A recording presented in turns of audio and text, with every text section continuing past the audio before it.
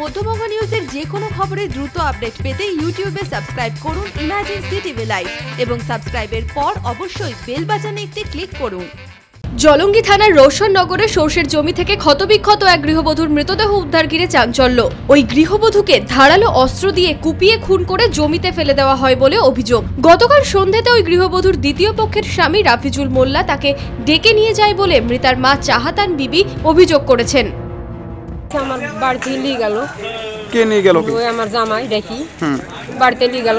বাড়িতে নিয়ে গেছে তাই নিয়ে যাওয়া আসা করে 1 মাস থেকে পাঠাইনি।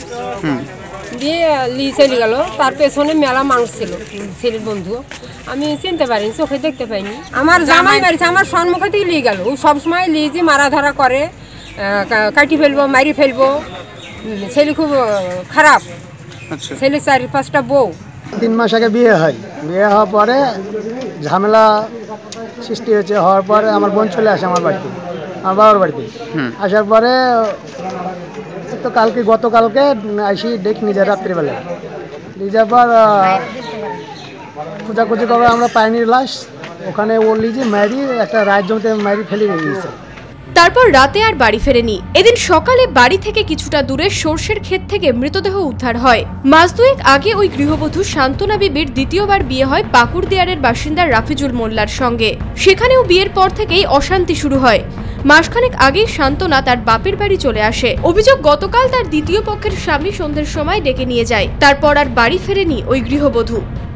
বাইরে ডেকে লিখেছে, হয়তো ভাবছে যে হয়তো জামাই এসছে, হয়তো কথাটা বলছে। কিন্তু রাত্রে অনেক খোঁজাখুঁজি করি, মোটামুটি বাড়িতেও পাকুড়দিয়ারে যে খোঁজাখুঁজি করি না পাওয়ার কারণে রাত্রে তো মাঠে কৃষক যাচ্ছিল, যাওয়ার পথে রাস্তায় দেখছে একটা রায়ের শস্যের উপরে পড়ে আছে। পেছনে আরও কিছু চক্রান্ত আছে এবং এর পেছনে যারা মোটামুটি ইন্ধন দিয়েছে তাদের যেন মোটামুটি সঠিকভাবে বিচার হয়। আমার বোনের যে মোটামুটি যেভাবে এরা মোটামুটি নিঃস্বভাবে খুন করেছে, সে খুন দেখার দৃশ্য নেই। মোটামুটি এমনভাবে মেরেছে এবং কঠোরতম শাস্তি হয়, এটাই আমরা চাই। আজ সকালে বাড়ি থেকে কিছুটা দূরে সর্ষের ক্ষেত থেকে মৃতদেহ উদ্ধার হয়। ঘটনার পর থেকে অভিযুক্ত স্বামী পলাতক।